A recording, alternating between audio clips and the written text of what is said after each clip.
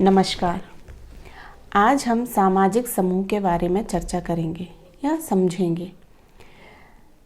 मनुष्य जन्म से लेकर मृत्यु तक उसकी अनेक आवश्यकताएं होती हैं और इन आवश्यकताओं की पूर्ति के लिए उसे किसी न किसी समूह का सदस्य होना पड़ता है, क्योंकि मनुष्य अपनी आवश्यकताओं की पूर्ति अकेले नहीं कर सकता है। इसलिए अपने जीवन काल में प्रत्येक मनुष्य अनेक समूहों का सदस्य होता है।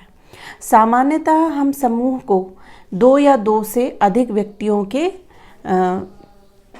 एकत्रीकरण को या कलेक्शन को हम ग्रुप बोल देते हैं। ग्रुप या समूह दीर्घकालीन भी हो सकते हैं, अल्पकालीन भी हो सकते हैं। मतलब कि कुछ उद्देश्यों के लिए बनाए जाते हैं समूह, तो जैसे उनके उद्देश्य की पूर्ति हो गई समूह टूट जाते हैं। तो कई समूह ऐसे होते हैं जो थोड़े समय के उद्देश्य के लिए बनाए, जैसे क्रीड़ा ग्रुप हो गया, वो हमने क्रिकेट खेला और वो ख़त्म हुआ खेल और समूह टूट गया। और कई ग्रुप ऐसे बनाए जाते हैं जिनके उद्देश्यों की पूर्ति बहुत समय तक चलती है या बहुत समय बाद पूर्ति होती है उनकी, तो वो दीर्घकालीन होते हैं। कुछ ग्रुप औपचारिक होते हैं, अनौपचारिक होते हैं, फॉर्मल, इनफॉर्मल। तो पर हर प्रत्येक व्यक्ति अपने जीवन काल में किसी न किसी समूह का सदस्य होता है, जैसे परिवार का सदस्य, क्रीड़ा समूह, आस पड़ोस का समूह, स्व सहायता समूह, अपने वर्क प्लेस में भी समूह बन जाते हैं, स्कूल में समूह बन जाते हैं बच्चों के, और कॉलेज में समूह बनते हैं। तो अपने पूरे जीवन में अलग अलग अवस्थाओं में, अलग अलग परिस्थितियों में व्यक्ति का अलग अलग समूह होता है।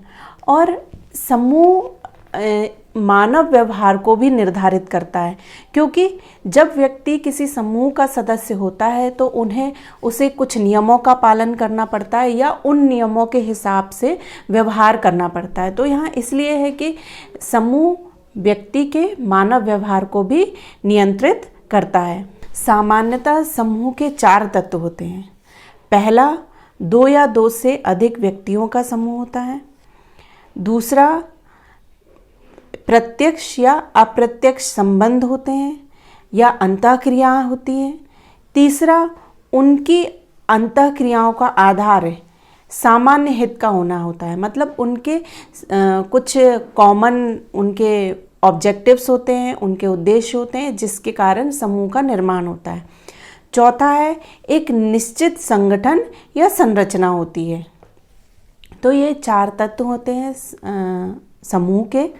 इस तरह हम कह सकते हैं कि सामाजिक समूह जब 2 या 2 से अधिक व्यक्तियों के कॉमन उद्देश्य होते हैं, सामान्य हित होते हैं, सामान्य ऑब्जेक्टिव्स होते हैं, और जब वो सामाजिक संबंधों का निर्माण होता है, करते हैं, उनकी अंतःक्रिया होती है उनके बीच, तब एक सामाजिक समूह का निर्माण होता है। सामाजिक समूह में प्रत्येक व्यक्ति को एक दूसरे का व्यवहार प्रभावित करता है और उसी की तरह प्रत्येक व्यक्ति एक दूसरे के व्यवहार की तरह रिएक्ट करने का या व्यवहार करने की कोशिश करता है।